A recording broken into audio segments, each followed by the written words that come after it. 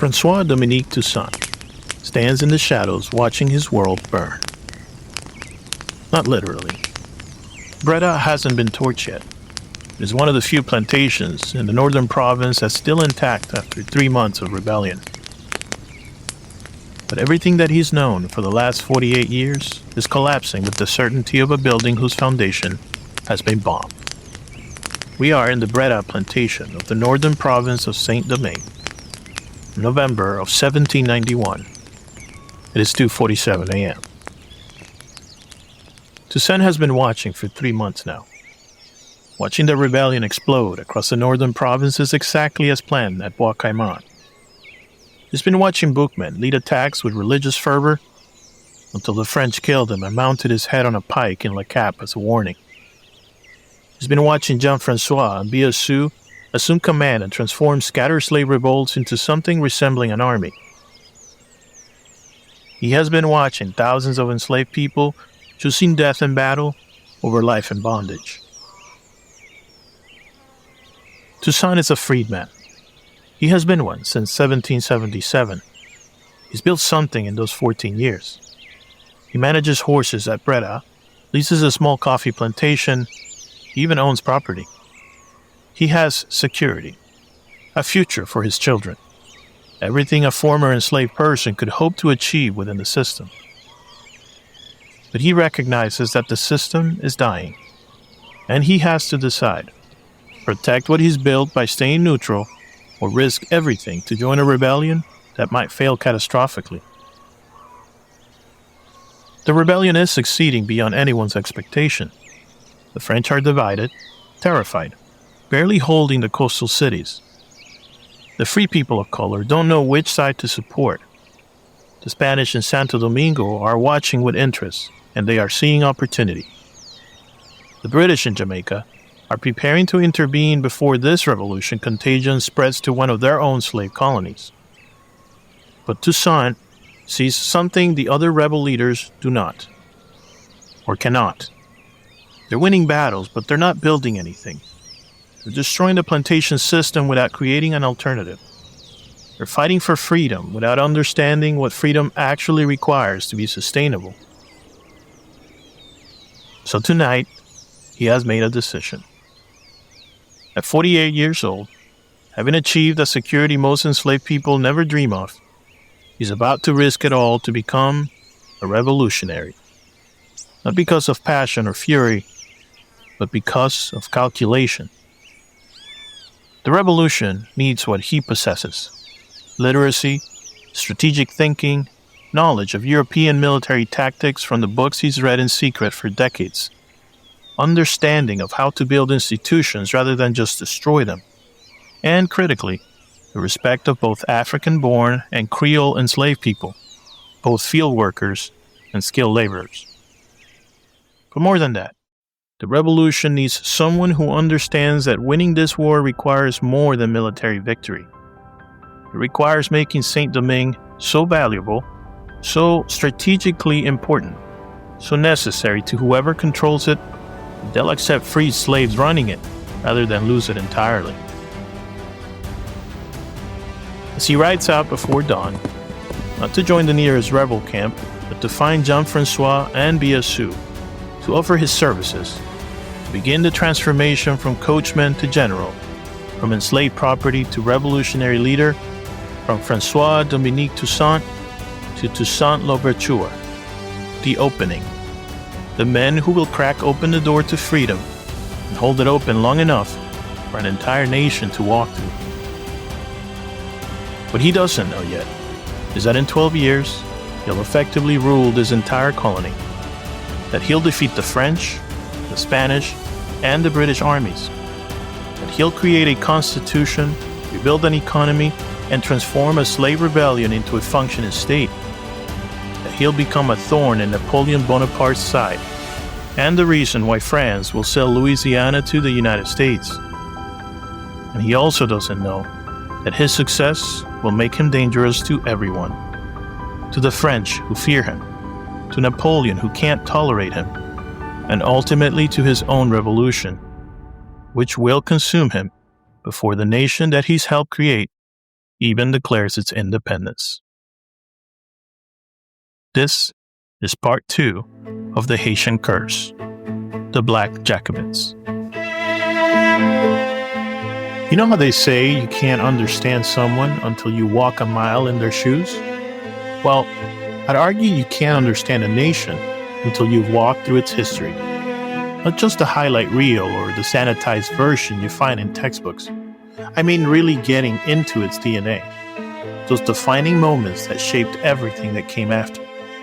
Those moments where paths were chosen, where decisions were made in palaces and backrooms and city streets that changed the course of millions of lives.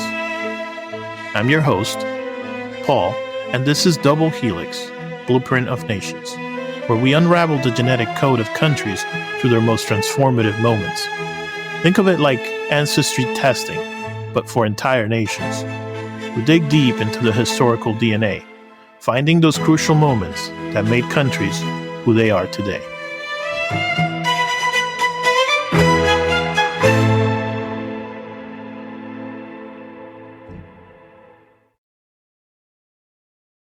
Before we dive in, I need to make a quick correction from the last episode. I described Toussaint as an enslaved coachman in 1791, but that's not actually accurate. He was actually freed around 1777, so by the time the revolution started, he'd been a freedman for about 14 years. He managed horses at Breda Plantation and leased a small coffee plantation, even owned a little property. This actually makes his decision to join the rebellion even more remarkable. He wasn't escaping his own slavery. He was risking everything he'd built to fight for others' freedoms. It is an important distinction, so wanted to make sure you got it through. To understand how Toussaint transformed a slave rebellion into a revolutionary army, you need to understand what he was working with in November of 1791. This was not a disciplined force with clear objectives and unified command. This was tens of thousands of people who've simultaneously chosen death over bondage, but who had wildly different ideas about what came next. The initial rebellion had been devastatingly effective at destruction. Over 1,000 plantations burned. The sugar machinery that generated Saint Domingue's wealth, those mills and boiling houses we discussed last episode, were reduced to rubble and ash. White colonists were killed or driven into the coastal cities where they huddled behind defensive fortifications. The richest colony in the world was suddenly producing nothing. But destruction is easier than construction. And by late 1791, the rebel forces were fragmenting along fault lines that the plantation system had deliberately created. African-born fighters, the Beausoleil, tended towards complete destruction of the colonial system. Many wanted to return to subsistence farming, to recreate African village structures, to have nothing to do with the European economy that had enslaved them. Their leaders included men like Sans Souci and Macaya, who saw the revolution as total liberation from everything European: culture, economy, and governance structures. The Creole rebels, born in Saint-Domingue and speaking French and Creole, more integrated into colonial culture, saw different possibilities. They understood that complete isolation from Europe meant poverty, that the island's wealth came from sugar and coffee, whether anyone liked it or not, that winning military battles meant nothing if the economy collapsed entirely. Then you had divisions by previous status. Field workers versus former domestics. Those who've been worked under the most brutal conditions versus those who had small privileges.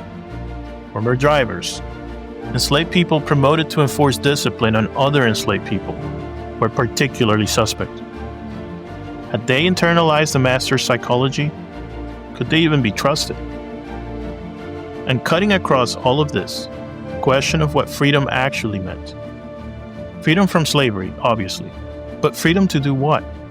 Return to African agricultural practices? Maintain the plantation system under black control? Or create something entirely new? These weren't academic debates. These were life and death questions that had to be answered while fighting a war on multiple fronts. And this is where Toussaint's calculated entry becomes crucial. He didn't join the rebellion with grand pronouncements or claims of leadership. he offers something more valuable: strategic thinking. Let me take you to the first meeting with Jean-Francois and Biassou in their camp outside Le Cap.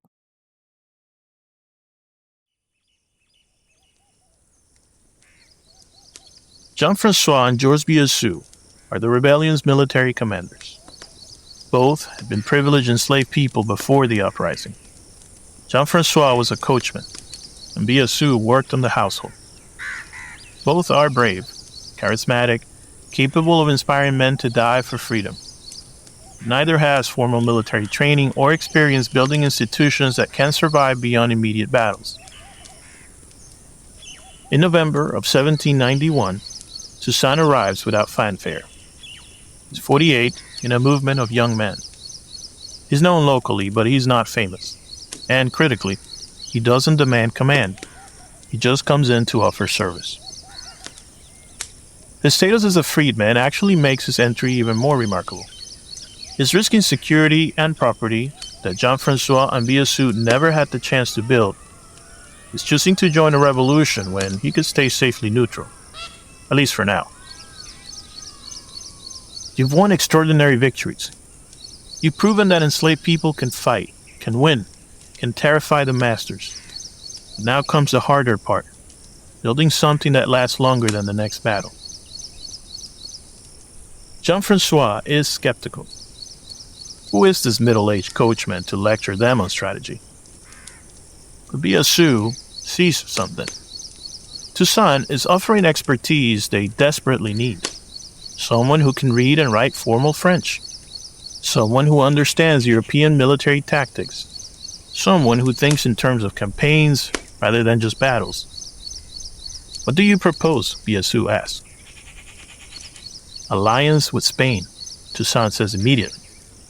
He's been calculating this for months. The Spanish in Santo Domingo hate the French. They'll arm us, train us, give us legitimacy. In exchange, we help them conquer the French side of Saint-Domingue. Once we're strong enough, we build real military capacity, then we can determine our own future. It is called pragmatism, using one colonial power against another, fighting for Spanish interests while building towards black independence.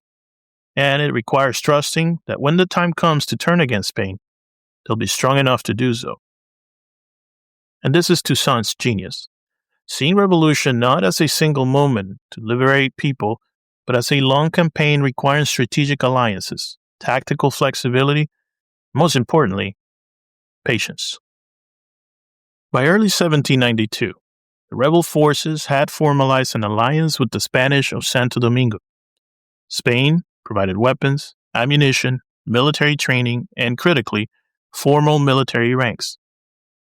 Jean-Francois became a general in the Spanish colonial army. Biassou received similar recognition, and Toussaint, starting lower, began his methodical rise through demonstrated competence. The Spanish alliance transformed the rebellion from a slave revolt into an international conflict. Now, when rebel forces attacked French plantations, they did so as auxiliary units of a European power. This gave them legitimacy in the eyes of international law. They weren't just rebellious slaves. They were soldiers fighting for Spain against France. This also created profound psychological complications. These were formerly enslaved people fighting along Spanish slave owners, accepting ranks and honors from a colonial power that maintained its own brutal plantation system just across the border. Toussaint navigated this contradiction with the same calculated pragmatism he brought to everything. He fought for Spain. He accepted Spanish gold and Spanish titles. He led campaigns that expanded Spanish territory at French expense. But he never stopped building his own power base, creating loyalty to himself rather than to Spain, positioning himself for the eventual break that he knew must come. The military campaigns of 1792 through 1793 showcased Toussaint's developing tactical brilliance. He studied European military manuals he could now access through Spanish connections. He drilled his troops with discipline unusual for irregular forces. He emphasized fortification, supply lines, and strategic positioning. all the elements of professional warfare that separated armies from armed mobs. More importantly, he thought politically. Every plantation his forces captured, he made a choice: destroy it entirely or preserve it for the future. Toussaint increasingly chose preservation, not to return enslaved people to bondage necessarily, but to maintain the infrastructure for possible future production under a different labor system. This, of course, infuriated the more radical commanders. Sans-Souci and others saw Toussaint as too conservative, too willing to compromise revolutionary purity for practical considerations. Why preserve the plantation system at all? Why not just burn every trace of slavery and start fresh? The answer, which Toussaint rarely spoke out loud, was always acted upon, but it was simple. Saint-Domingue's power came from its economic productivity. Destroy that entirely, and the colony became worthless. You make it worthless, and no European power had any reason to recognize black freedom or sovereignty. They'd simply reconquer it whenever they felt it was ready. But maintain the colony's economic value. Prove that free black labor could be as productive as enslaved, and suddenly you had leverage. It became too valuable to simply destroy. It was a radical argument hidden inside the conservative actions, and it would define Toussaint's entire approach to revolutionary state building.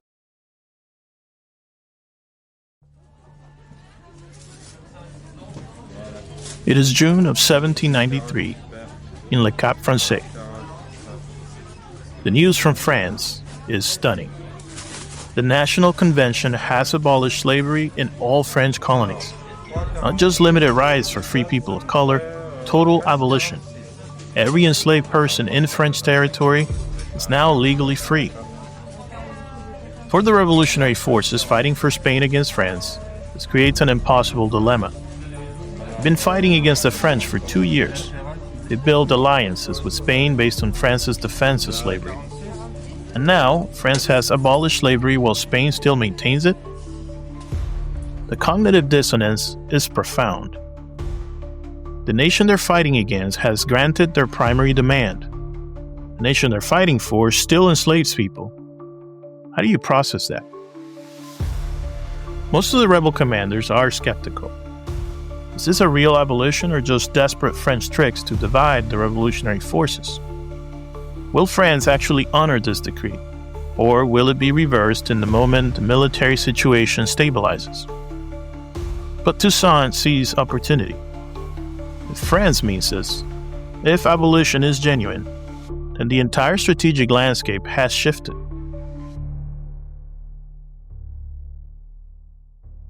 Fighting for Spain no longer makes sense if France offers actual freedom. And if France is lying, if abolition is tactical rather than real, then joining the French temporarily costs nothing. You can always switch back. So, in May of 1794, Toussaint makes the first of many betrayals that will define his revolutionary career. He abandons Spain, the power that armed him, trained him, gave him rank and legitimacy, and switches to the French side, bringing his troops with him. The Spanish are furious. Jean-François and Biassou, still loyal to Spain, denounced Toussaint as a traitor. Some of his own officers refused to follow him, seeing this as abandoning the revolution's principles for French promises. But Toussaint has calculated correctly. The French need him desperately. A massive British invasion force has landed in the south and the west, sent by London to conquer Saint-Domingue before revolutionary ideas start spreading to Jamaica and other British slave colonies. The French are losing badly. They need Toussaint's disciplined troops and military genius. So they don't just accept his defection, they embrace it. Toussaint is immediately commissioned as a general in the French Republican Army. His forces are integrated into French command structures, and critically, the French commissioner, the Guerre Félicité Sonthonax, confirms that abolition is real and permanent. Let me take you inside Toussaint's thinking during this period, because it reveals the psychological complexity of revolutionary leadership.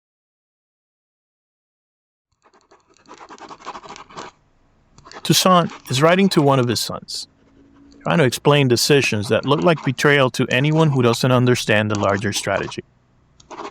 The letter reveals a mind constantly calculating several moves ahead, treating revolution like a chess game where every piece sacrificed will serve the ultimate goal of black sovereignty.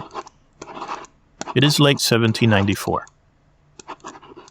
People will say I betrayed Spain, he writes in careful French script.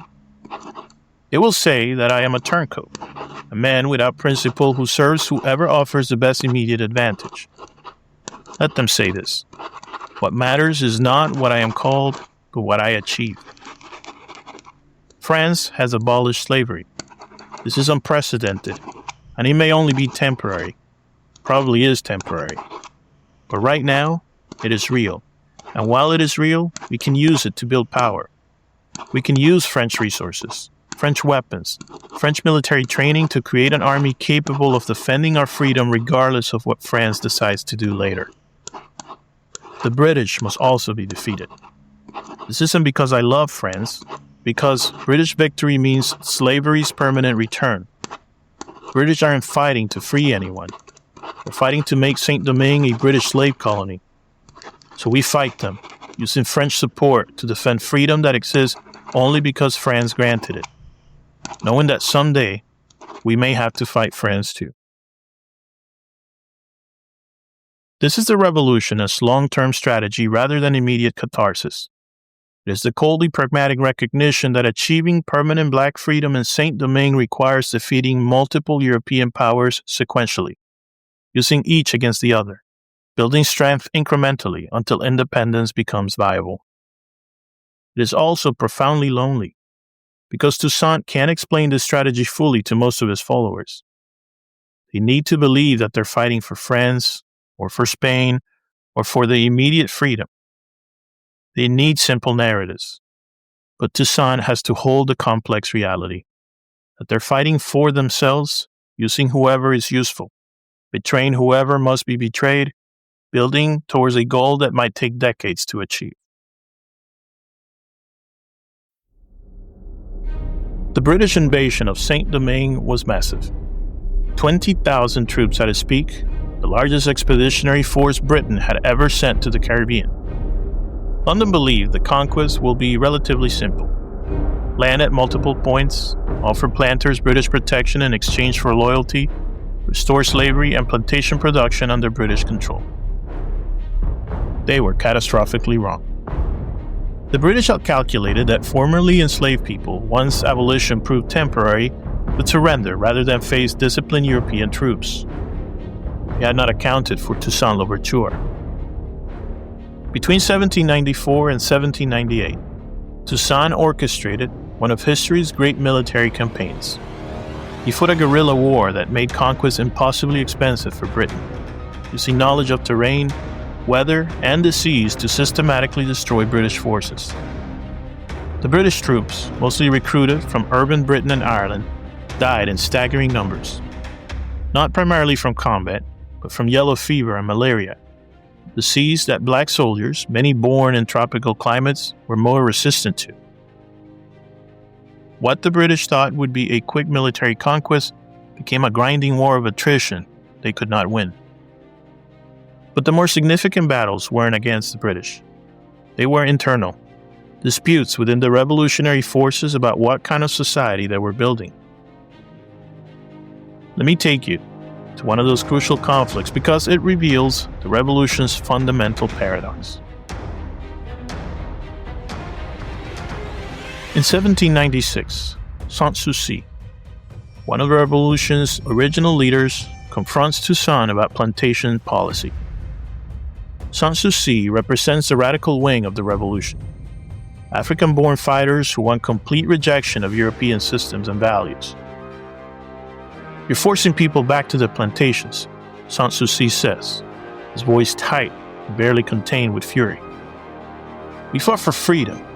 Freedom means not working for masters, not following their schedules, not producing their crops. You've created a system where black people must work on plantations or face military discipline. How is this different from slavery? Toussaint responds with the patient tone of someone explaining basic math to a student who refuses to understand. It's different because they're paid, because they can't be sold, and because they have legal rights, because their children are free and will inherit that freedom. They must work where you tell them, when you tell them, doing what you tell them. That's not freedom. That's slavery with wages.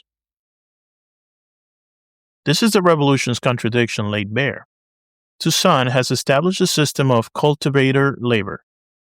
Formerly enslaved people must continue working on plantations, producing sugar and coffee for export, but as paid workers with legal protections rather than as property. It's his solution to maintaining Saint-Domingue's economic value while abolishing slavery. But to radicals like Sans-Souci, it is betrayal.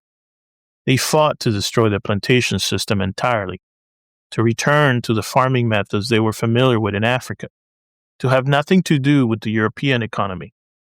Toussaint's system looks like slavery with new management. Toussaint's counter-argument reveals his strategic thinking. If we destroy the plantations entirely, we become poor. And if we become poor, we become weak.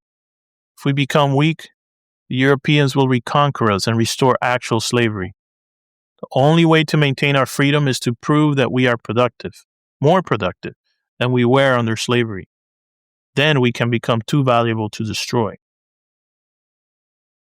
It is a compelling argument, but also an argument that requires people who've just escaped slavery to voluntarily return to plantation life, to accept military discipline and forcing work schedules, and to trust that this time, things will be different.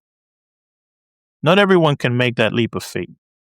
Sans-Souci and others began organizing resistance, not against European colonialism, but against Toussaint's system. Revolutionary fractures that will eventually contribute to Toussaint's own downfall. By 1801, Toussaint had achieved something unprecedented.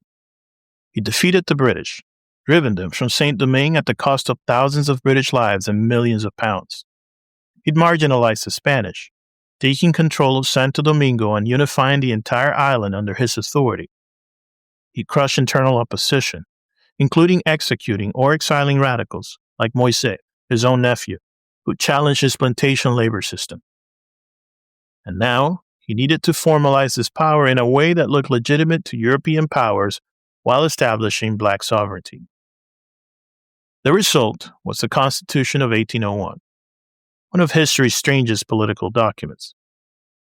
Written primarily by white French lawyers under Toussaint's direction, it established Saint-Domingue as an autonomous colony of France with Toussaint as governor for life with nearly absolute power.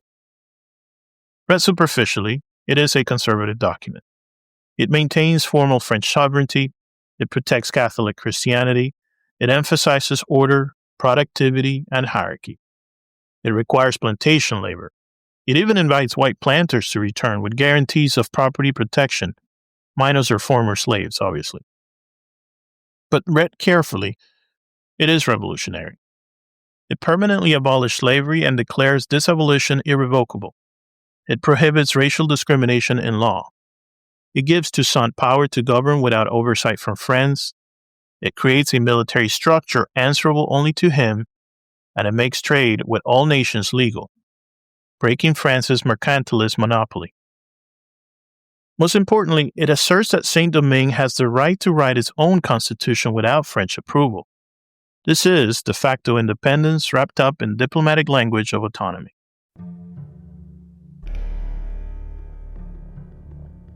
In Paris, in July of 1801, Napoleon Bonaparte has just received a copy of Toussaint's constitution.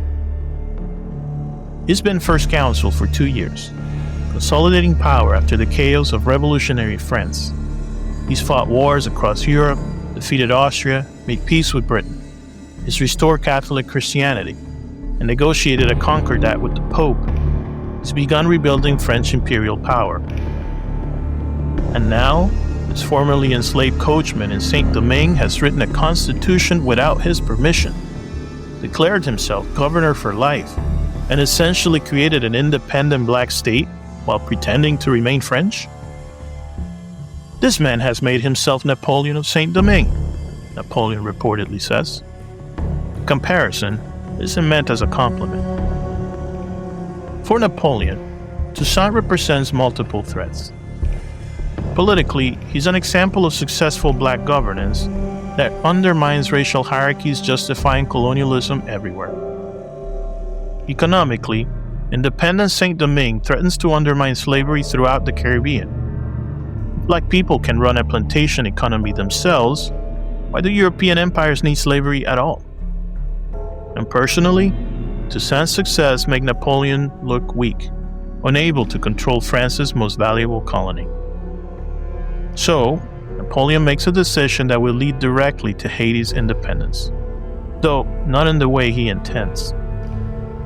He will reassert French control over Saint-Domingue. He will restore racial hierarchy.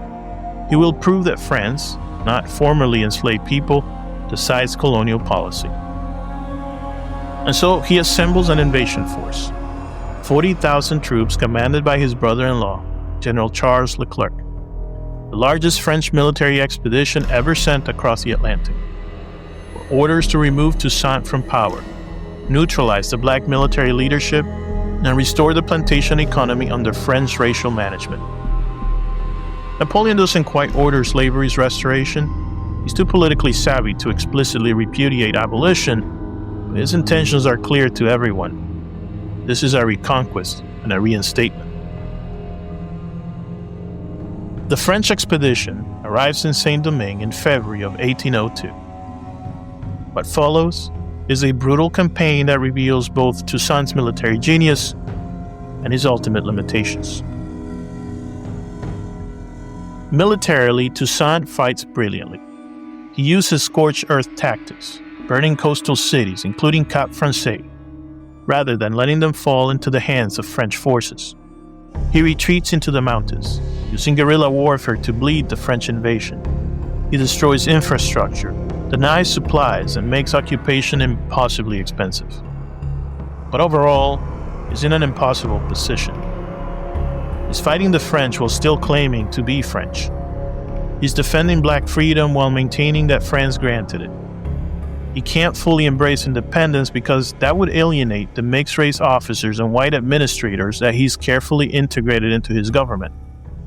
He can't fight as ruthlessly and necessary because he's still trying to preserve the possibility of a negotiated settlement.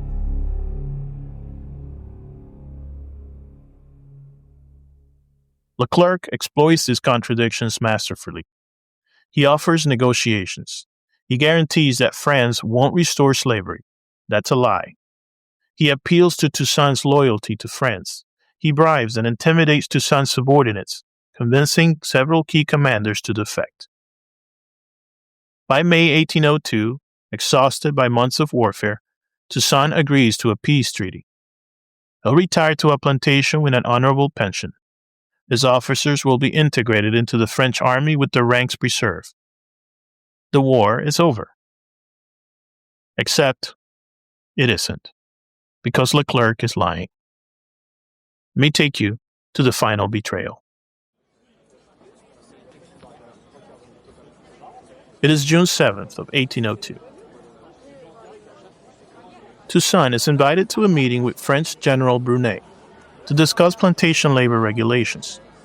It's presented as a routine administrative business. He arrives with minimal escorts. He's technically retired, after all, and technically, there is peace. But it is a trap. French soldiers surround him. He's arrested on charges of planning another uprising. Within days, he's on a ship to France, in chains, being transported to imprisonment in the Jura Mountains. In overthrowing me, you have cut down in Saint-Domingue the only trunk of the tree of liberty, Toussaint reportedly says as he's taken. It will spring up again by the roots, but they are numerous and deep. And he is right, but he won't live to see it. Toussaint dies in prison in April 7th of 1803, in a cold cell in the Fort de Joux, likely from pneumonia and deliberate neglect. Napoleon's revenge, enacted through calculated cruelty. The men who defeated British and Spanish armies, who transformed the slave rebellion into a revolutionary state, who proved that black people could govern themselves, dies alone, cold, and forgotten in a French dungeon. But his prediction proved accurate. Within months of his capture, the revolution reignites, because Leclerc has made a fatal error.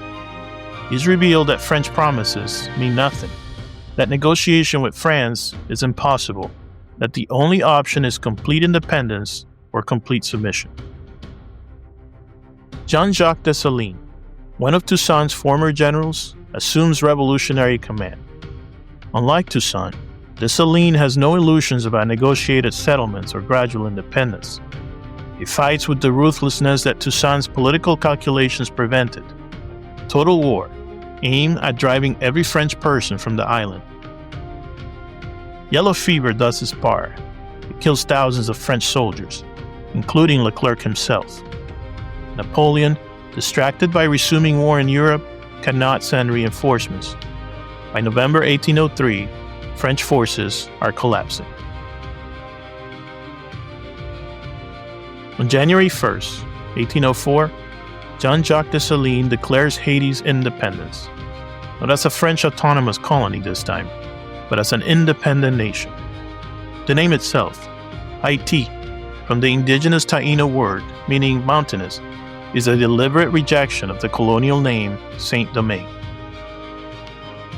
It is the world's first black republic, the only successful slave revolution in history, proof that enslaved people can defeat European empires and govern themselves. But it is also the start of a tragedy. Because Toussaint, who made independence possible through his military genius, his strategic thinking, his patient state building, Toussaint never saw it. The complexity of Toussaint's revolution defies simple narratives. He was simultaneously a liberator and an authoritarian, a visionary and a compromiser, a revolutionary and a pragmatist who tried to work within colonial systems while slowly dismantling them. He understood something that most revolutionaries miss. Winning battles isn't enough. You have to build something that can survive. And in a world hostile to black freedom, survival meant proving that black people could be as productive and as organized and as sophisticated as any European power. Did he compromise too much? Sanssouci and the radicals thought so. They wanted complete rejection of European systems, even if it meant poverty and vulnerability. Toussaint's insistence on maintaining plantation production, even with free labor, looked like betrayal to those who fought to destroy that system entirely. So Toussaint ended up satisfying no one. Too radical for the conservatives, too conservative for the radicals. Betraying everyone at some point in service of a vision he could never fully explain because it required thinking in terms of decades rather than immediate victories. But here is what he achieved. He proved that enslaved people could defeat European armies. He built a functioning state from revolutionary chaos. He demonstrated that black people could govern, organize, strategize, and succeed at everything colonialism claimed they couldn't do. And when he died in that French prison, when Napoleon thought he'd won by eliminating this troublesome former slave, the revolution did not die with him. It intensified, because Toussaint had built something strong enough to survive his loss. Haiti's independence, declared months after Toussaint's death, was his victory, even if he never lived to see it. The tree of liberty had been cut down, just like he said, but the roots were deep, and they grew back stronger.